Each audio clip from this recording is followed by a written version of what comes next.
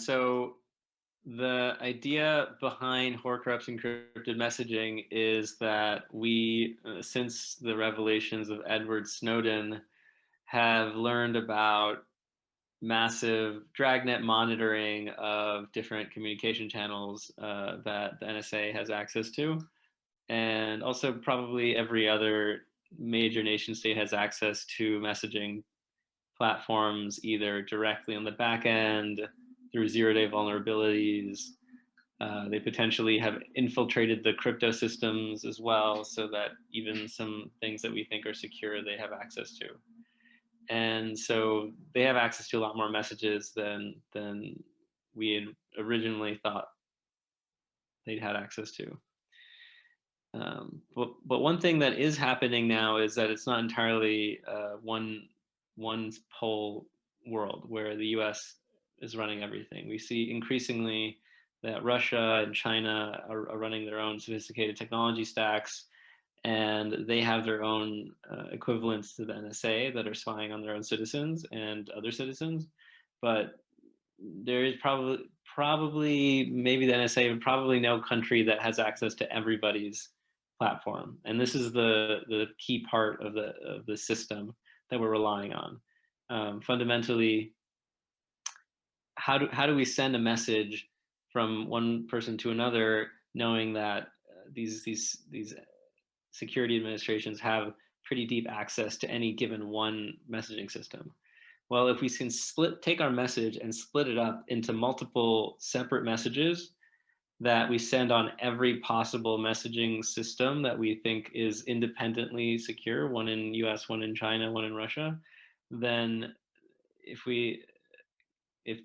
unless some system is able to attack and penetrate all of those messaging platforms, then we can make sure that that's secure. And I just described a specific way to do that in a way that's pretty simple and has a lot of security guarantees, even if things like private and public key encryption are hacked.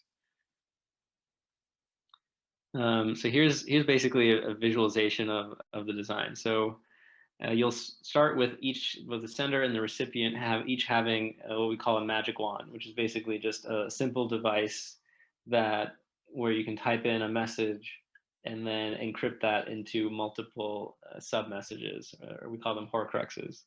So imagine like a really simple device manufactured in the US or in China, and it doesn't have Bluetooth, it doesn't have Wi-Fi, it doesn't have any external access, but you can type in a short message and click encrypt, and it'll show you 3 different other messages, or one or two, at least 2 different other messages that you can send on independent messaging channels. So you'll type on this device, hello Arthur, and then it'll give you a scrambled text and another scrambled text, and then you'll send that first scrambled text on one channel.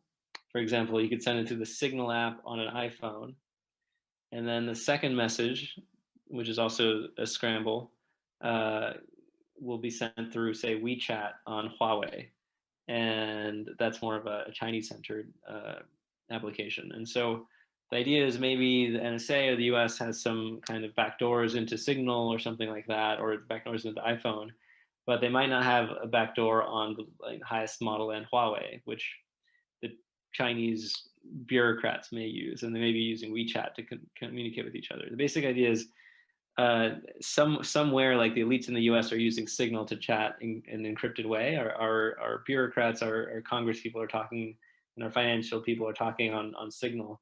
And the Chinese state has some secure method that the NSA is not spying on in China. And so if we can send messages on both of these channels, then there isn't any one government that can reassemble the whole message. So basically, we send the message on these 2 different platforms. It's received on the recipient's end, and then they can take each scrambled message and put it together onto, again, their magic wand, and that, again, doesn't have internet access in any way, and then assemble that message that says, hello, Arthur. And we can go into the details of how this is designed to be very simple and very secure. But that's the fundamental idea. If you separate the messages out, it's going to be hard to figure out exactly, and maybe even impossible for almost any government even to access. So I'm going to scroll over here. So the main thing that's going to make this very trustable is that we're not using any kind of complicated RSA, like prime factor based encryption that which could be broken. Maybe the NSA has quantum computers that can break some of these encryptions that they haven't released publicly. So we're going to use a very simple encryption. It's called a one-time pad. The nice thing about a one-time pad, though, is that one-time pad is perfect secrecy. It gives you no information about it. There's no, fastest computer ever in the world can't crack a one-time pad. So by using the one-time pad in the magic wand to encrypt the Horcruxes, we have perfect secrecy such that even if you break half of the Horcruxes or almost all of the Horcruxes, as long as one is securely sent and hidden, then the cracked Horcruxes reveal no information about the message. The other important thing about using a one-time pad is that it's a very simple encryption system. A lot of crypto systems have been broken, for example, SSL and Heartbleed, such that they had programming errors in the way that they are implemented. If anything uses non-trivial math, there are many different ways that the different matrices could be corrupted, or just some of the loops could be set up such that there's a way to sneak in a bug. We want the magic wand to be very simple, maybe even programmed into hardware and do something very simple. So the one-time pad just uses XOR, and it can take a 0 and a 1, XOR it, and it's a very simple function, very easy to audit the code to do that, and we can trust fully and audit fully that the magic wand is very simple and that you can both encrypt and decrypt very safely. Here's a visualization of maybe possibly the different Venn diagrams of what is already cracked. Probably a lot of email servers and email lines and maybe very simple basic SSL is already very accessible to the NSA and to some of the hackers in Russia and China. And WeChat probably is very compromised by China and possibly none others. Perhaps that they don't want other countries to be able to access the WeChats of its private citizens, and that might be very safe. So as we investigate more, we might find out that there's some number of different channels that you can use, such that there isn't any one entity except the sender and receiver, which can find and get all the messages and then figure out what the different Horcruxes are to decrypt it. And there's other things you could do, because you can basically, with the one-time pad, it's very simple to break it up into any number of Horcruxes. You could send it along all the different channels. You could even send a Horcrux in plain sight using steganography. Steganography is the art of hiding an encrypted message in plain sight. For example, you can put it into a photo and just into the noise values of a photo. So anybody who's trying to read what your Horcruxes say won't even know how many Horcruxes you have and where they are. And even if they hack your Signal account, they won't know that you also hid one of the Horcruxes in an image that you tweeted in some of the subpixel values. So whereas your receiver, you could have pre-planned a way for them to receive messages that they could start to reassemble the messages in a way that an attacker might not be able to figure out. The other really nice thing you can do with this is a lot of people, including Jeff Bezos, have been attacked with zero-day attacks on the OS itself, which means that even the most secure messaging apps like Signal or Threema, who are both open source now, they are vulnerable to the operating system. And there's really nothing you can do to get around that. They're very complicated applications. However, Horcruxes can give you an option to mitigate that a little bit, because instead of relying on any one single app or any one single app running on one single OS, you could break up your message into equally secure pieces and send it on multiple OSs. So now you've at least increased the cost of an attack. So instead of having to just crack the WhatsApp or crack the iPhone, now an attacker would have to use attacks both on an iPhone and Android phone and whatever email server, and be able to spend many millions more dollars on 0-day attacks to find you. And even then, they won't even necessarily, an attacker won't necessarily know if spending $1 million on a 0-day attack for your iPhone will get you go get them all the Horcruxes. Maybe it'll only get them one of the Horcruxes, but you've hidden those other Horcruxes somewhere they haven't even realized where they are yet. So you've increased the cost super linearly of cracking a phone in a way where if anybody was relying on one single messaging app or one single OS, it just has no way of preventing.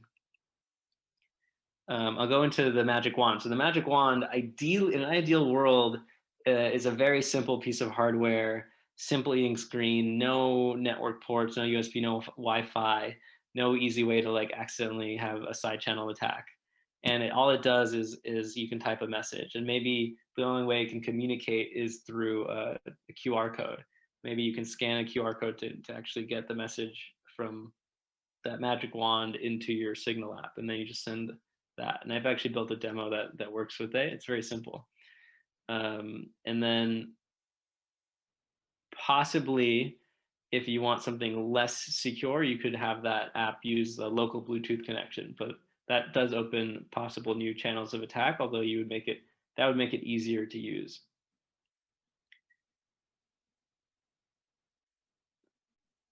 Another option to make it even easier to use is to, instead of using a separate piece of hardware, you could actually have a magic wand app on one device. And this is what I kind of tested and made a demo of.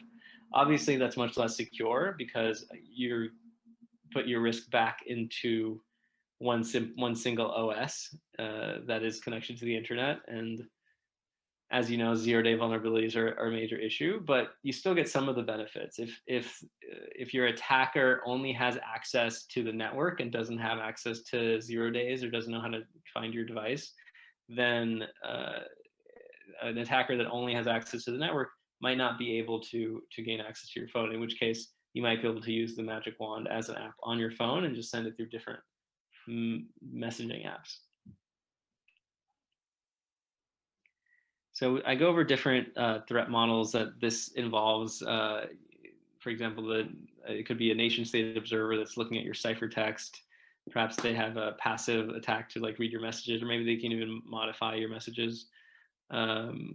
They can maybe compel providers to provide information on the decryption key so that anything encrypted with a private encryption key that they have access to, they would be able to read.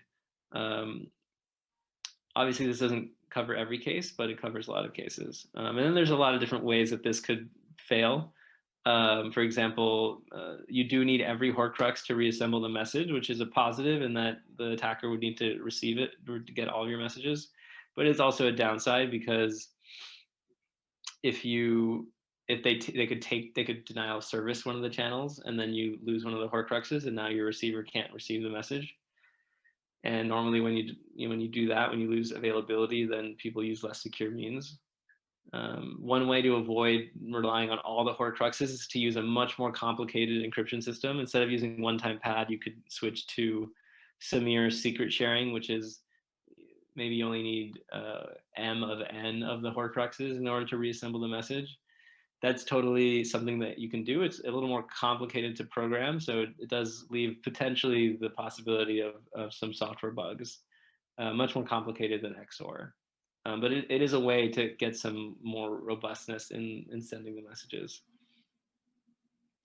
One vulnerability is probably the magic wand would be manufactured in China, which could leave a potential possibility that the Chinese government could put in a not very good random number generator for the one-time pads into that device. If they could put in other pieces of code or maybe even bug the device. So there is a risk there of not having a piece of manufacturing of the magic wand done in your country of trusted choice. Yeah, and there's a bunch of different on this website, Horcrux encrypted messaging.jprolo.com. There's a bunch of different ways that things could be attacked. But I'm curious to see if anybody has any questions about how this could work and what what they would like to see. And basically, I'm telling people about this to realize that there are other possibilities to get around some of the massive security vulnerabilities that we're starting to see through very deep network access and very deep zero-day vulnerabilities on OSs.